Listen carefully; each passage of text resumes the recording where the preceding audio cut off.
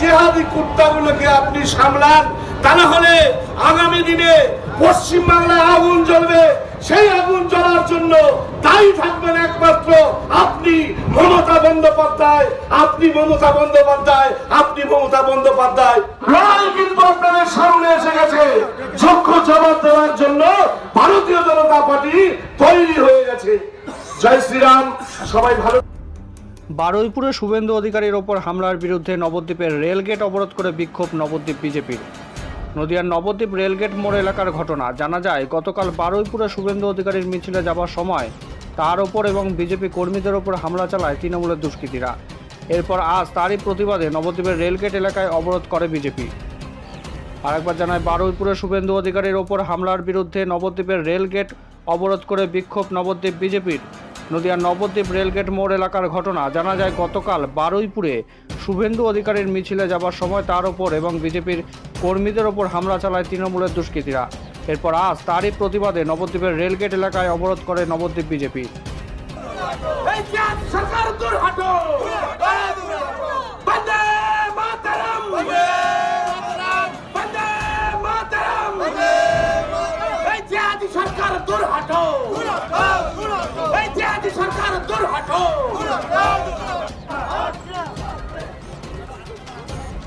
বন্দে মাতরম, বন্দে মাতরম।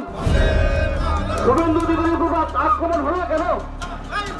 শুভেন্দু অধিকারীর উপর আক্রমণ হলো কেন? জবাব দাও। বন্দে মাতরম, ভারতীয় জনতা পার্টি জিন্দাবাদ, ভারতীয় জনতা পার্টি জিন্দাবাদ। কালকে এই জবাব তোমায় দিতে হবে, এই জবাব তোমায় দিতে হবে। কালকে শুভেন্দু অধিকারীর উপরে হামলা করতে চলে অপরাধ পুলিশ মন্ত্রী জবাব দেন।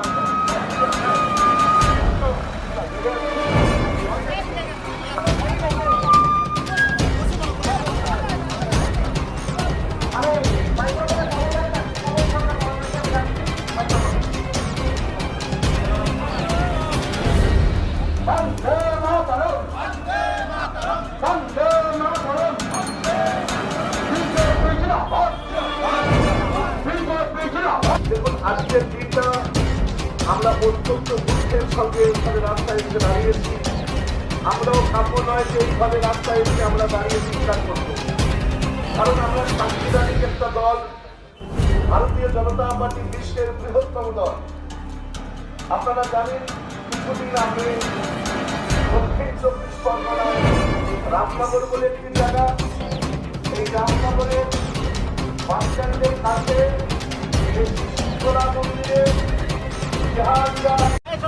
এই পশ্চিমবঙ্গ সরকার আজকে জেহাদিদের সরকারে পরিণত হয়েছে। কিছুদিন আগেই হুমকি দিচ্ছে হুমায়ুন কবির বলে একজন দুষ্কৃতী বিধায়ক। সেই দুষ্কৃতী বিধায়ক হুমকি দিচ্ছে, তার কিছুদিনের মধ্যেই বিরোধী দলনেতার উপর আক্রমণ হচ্ছে। এটা কোন ধরনের গণতন্ত্র? আজকে পশ্চিমবঙ্গে গণতন্ত্র একেবারে শেষ। আজকে জেহাদিদের তোল্লা দিতে দিতে এই রাজ্যের মুখ্যমন্ত্রী এমন জায়গায় পৌঁছে দিয়েছে যে আমাদের আগামী ভবিষ্যৎ আজকে সংকটের মুখে। কোন জায়গায় দাঁড়িয়ে পশ্চিমবঙ্গ ভয়াবহ এক পরিস্থিতির মধ্যে দাঁড়িয়ে, সেই পরিপ্রেক্ষিতে আমাদেরকে আজকে পথ অবরোধ করতে আমরা বাধ্য হয়েছি।